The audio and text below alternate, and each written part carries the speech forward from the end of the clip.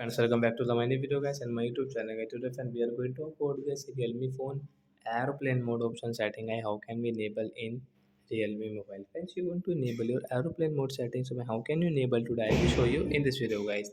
So before starting video, friend, first of all go and subscribe the channel. Click the bell icon guys.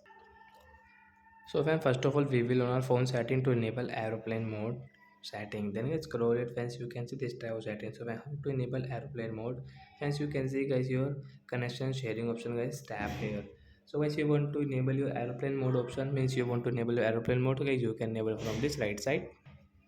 So when we will enable from this right side icon, after enable guys you can see guys this hotspot setting will off guys, we cannot use guys this hotspot setting guys, USB setting guys we cannot use. And guys you cannot use guys also guys your mobile network setting, means mobile data setting guys.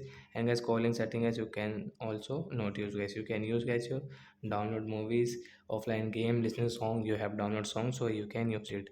So like that guys we can enable aeroplane mode option. So that's it guys, thanks for watching the video, bye guys.